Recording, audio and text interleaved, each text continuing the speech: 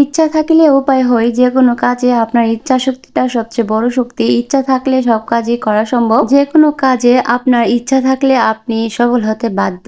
আসসালামু আলাইকুম, welcome back to my new video. সবাই কেমন আছেন? আশা রাখি সবাই আল্লাহ তাআলার অশেষ রহমতে ভালো আছেন। আমরাও ভালো আছি আল্লাহ তাআলার অশেষ রহমতে। আজকে সকালে ও অফিসে যাওয়ার আগে আমাকে কিছু মাছ কিনে দিয়ে গেছে। এটা ছিল বাইম মাছ। এখানে 1 কেজি মাছ। তো আমি যেহেতু মাছ বানাতে পারি না, তা আম্মা আমাকে মাছগুলো বানিয়ে দিবে। আমরা ক্লাস 9-10 পড়তাম ভাব সম্প্রসারণ, ইচ্ছা থাকলে উপায় হয়। হ্যাঁ, ইচ্ছা থাকলে উপায় হয়। যে কোনো একটা কাজ আপনার যদি ইচ্ছা থাকে, আপনার ইচ্ছার জোরে কিন্তু আপনি কাজটা করতে পারবেন। এখন কথা হইলো, তাহলে আমি কেন মাছ বানাতে পারি না? আমি যদি ইচ্ছা করি তাহলে তো বানাতে পারি। যেহেতু আমি আম্মার কাছাকাছি থাকি, এজন্য মাছ বানানোর চেষ্টাটা করা হয় না। আম্মাই কিন্তু মাছটা বানিয়ে দেয়, এজন্য আর চেষ্টা করি না। আম্মা সবসময় বলে যদি আমি কাছে না থাকি তাহলে কি হবে।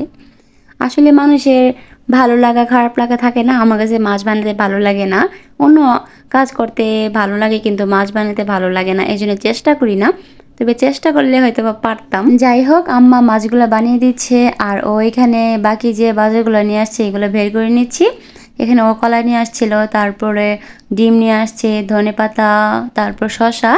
আজকে আর সবজি নিয়ে আসছে না। আর এদিকে আমার আম্মা মাছগুলা বানিয়ে নিচ্ছে।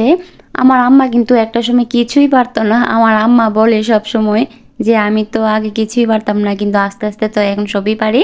আমার আম্মা 4 ভাইয়ের 1 বোন। আমার আম্মা খুব খুব বেশি আদরে ছিল, এজন্য কোনো কাজই করে নাই। আর এখন কিন্তু আস্তে আস্তে সময়ের সাথে সাথে আমার আম্মা সব পারে। আমার আম্মা বলে আমি যেহেতু সব পারি, আমার মেয়েও সব পারবে ইনশাল্লাহ।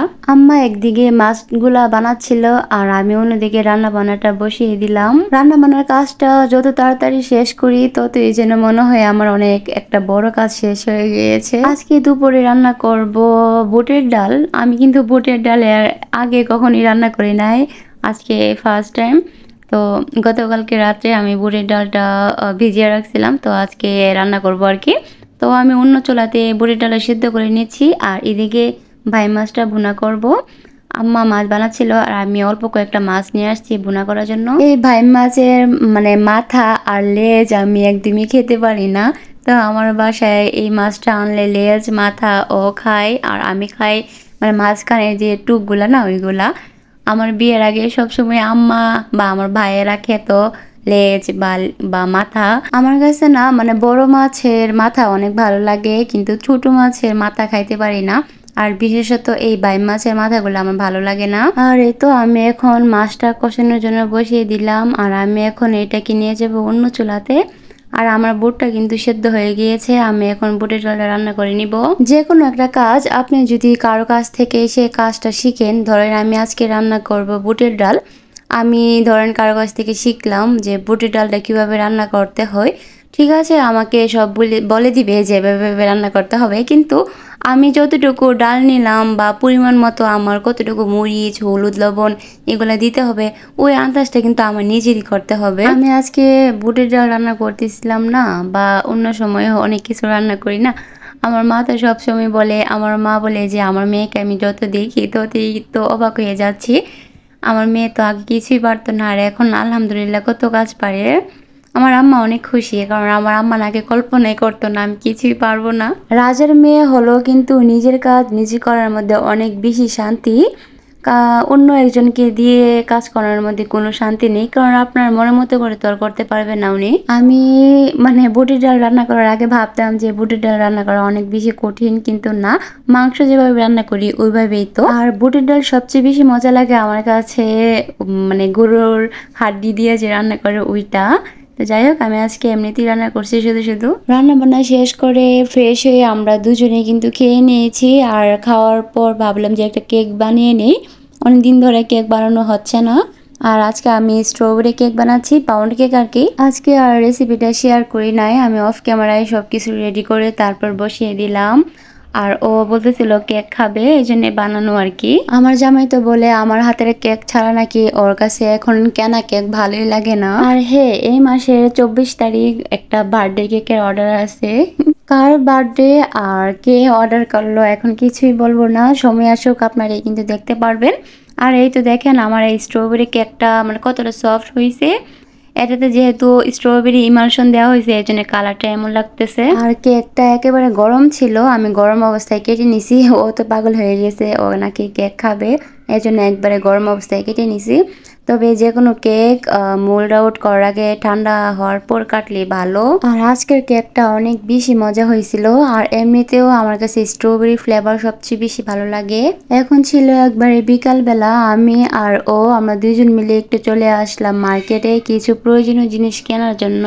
যারা আমার ভিডিওটি দেখছেন প্লিজ একটি লাইক দিয়ে আমার ভিডিওটি সম্পূর্ণ দেখে নেবেন। বাইরে যাওয়ার পর তেমন ভিডিও করা হয় নাই, কারণ বাইরে প্রচুর জ্যাম ছিল মানুষের। আমার যা যা প্রয়োজন ছিল এগুলা কিনে তো বাসায় চলে আসলাম। এখন আপনাদেরকে দেখিয়ে দিচ্ছি কি কি কিনলাম। সংসারে কিছু জিনিস প্রয়োজন ছিল, আর প্রয়োজন ছিল আমারও কিছু জিনিস। তো এই তো এখানে একটা কাসুন্দি নিয়ে আসলাম, আর নিয়ে আসলাম এখানে একটা ইস্ট। বাসায় একটা ইস্ট ছিল, তবে ওইটা ছিল বোতলে আর কি, ছোট বোতলগুলো আছে না হাই করে, ওইটা কেন জানি না অ্যাক্টিভ হচ্ছিল না, এর জন্য আরেকটা ইস্ট নিয়ে আসলাম। আর আমার কাছে মনে হয় যে বোতলের গুলা তেমন একটা ভালো না।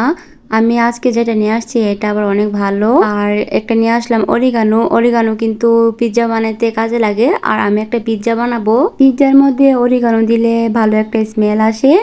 আর এই তো আমি একটা রুজ স্ট্যান্ড নিয়ে আসলাম। রুজ স্ট্যান্ডটা কিন্তু এর আগে নিয়ে আসছিলাম, তবে ওইটা একটু বাঁকা ছিল, এই জন্য বদলিয়ে নিয়ে আসলাম। আর নিয়ে আসলাম একটা কাঁচি, ওইটা মানে রুজ বানাতে গেলে কাজে লাগে। এখানে একটা রেডমেনের কালার নিয়ে আসছি, বেগুনি কালার। প্রত্যেক মাসে কিন্তু কেকের জন্য কিছু না কিছু কেনা হচ্ছে। আর আমি একটা গ্লাস ক্লিনার নিয়ে আসছি। গ্লাস ক্লিনার আগে বাজার করার সময় নিয়ে আসছিলাম, তবে ওইটার না মেয়াদ ছিল না। তারপর আজকে গিয়ে চেঞ্জ করে নিয়ে আসলাম, যেহেতু পরিচিত দোকান। হিমালয়ের একটা ফেস ওয়াশ নিয়ে আসলাম, এটা ছিল রুজ ফ্লেভারের। আর হুদা বিউটির একটা হোয়াইট কাজল নিয়ে আসলাম, এটাও কিন্তু অনেক ভালো। চোখে আইলাইনার দিলে আর নিচে হোয়াইট কাজল দিলে চোখটাকে খুব বেশি সুন্দর লাগে। আর এই তো এখানে একটা নিয়ে আসলাম লিপ নানারের কালারটাও খুব বেশি সুন্দর ছিল, এটা ও চয়েস করছে। আর নিয়ে আসলাম একটা কাবেরি মেহেদি। আমার বাসায় মেহেদি প্রায় 4-5টা আছে, তবে ওইগুলা না একবার দুইবার দিয়ে যে রেখে দেয় না, তারপর শক্ত হয়ে যায়, মেহেদিটা আর দেওয়া যায় না। নেল পালিশের কালারটা আমার কাছে এত বেশি ভালো লাগছে, আর হাতে দেওয়ার পর তো খুবই সুন্দর লাগতেছিল। আর আমি তো নেল পালিশ সবসময় দেই না, মাঝে মধ্যে কোথাও ঘুরতে গেলে বা কোনো অনুষ্ঠান থাকলে দেই, তারপর আবার রিমুভার দিয়ে কিন্তু আমি মুছে ফেলি। আর নিয়ে আসলাম একটা আইব্রো ট্রিমার, আমি এটা এর আগে কখনই কিনি নাই, তো দেখা যাক। আর এটা ছিল চায়নার, এটা কেমন কাজে লাগে জানি না, কাজে লাগাতে পারবো কিনা, তবে এটার ভালো রিভিউ পাইছি। তারপর একটা ভেজলিনও নিয়ে আসলাম, এই আর কি। আর এখন চলে আসলাম কাজে। দুপুরে যেহেতু বুটের ডাল রান্না করা হয়েছে, ও বলতেছিল পরোটা খাবে, এই জন্য আমি এখন আসলাম পরোটা বানানোর জন্য। আজকে রাত্রের বেলা পরোটা আর বুটের ডাল খাবো আর কি। পরোটা ওর খুব বেশি প্রিয়, এজন্যে আগে কিন্তু প্রায় সময় পরোটা ওকে বানিয়ে দিতাম, তবে এখন পরোটা খাওয়াটা কিছুটা কমিয়ে দিছি আমরা দুজনই। পরোটাগুলা বানানোর পর এখন নিয়ে আসলাম ভাজার জন্য। আর আমি একটু বেশি করে বানিয়ে ফেলছি, কারণ সকালেও ওকে খাওয়াই দিব অফিসে যাওয়ার আগে। আর এখন থেকে ওর অফিসের দায়িত্ব আরো বেড়ে গেছে, এখন থেকে আরো সকালে নাকি ওর যেতে হবে অফিসে। তো আমি চেষ্টা করি ওকে মানে সকালে কিছু খাওয়াই দেওয়ার জন্য, কারণ যেহেতু সারাদিনের জন্য চলে যায়। পরোটাগুলো ভেজে একদিকে ওকে দিচ্ছিলাম, আর অন্যদিকে আমি ভাজতেছিলাম। পরোটা গরম গরম খাইতেই কিন্তু ভালো লাগে। আর এখন আমরা দুজনে খেয়ে নিব, ও খাচ্ছিল আর আমিও পরোটাগুলো ভেজে নিয়ে আসলাম। সারাদিনের গল্প করতে করতে আজকে একবারে লাস্ট মুহূর্তে চলে আসলাম, তো আমার ভিডিও একবারে লাস্ট মুহূর্তে। আচ্ছা, তো সবাই অনেক বেশি ভালো থাকবেন, আর কিন্তু দোয়া করবেন আমাদের জন্য। আপনাদের সবার জন্য অনেক বেশি বেশি দোয়া করি। সবাইকে আল্লাহ ভালো রাখুক। আসসালামু আলাইকুম, আল্লাহ হাফিজ।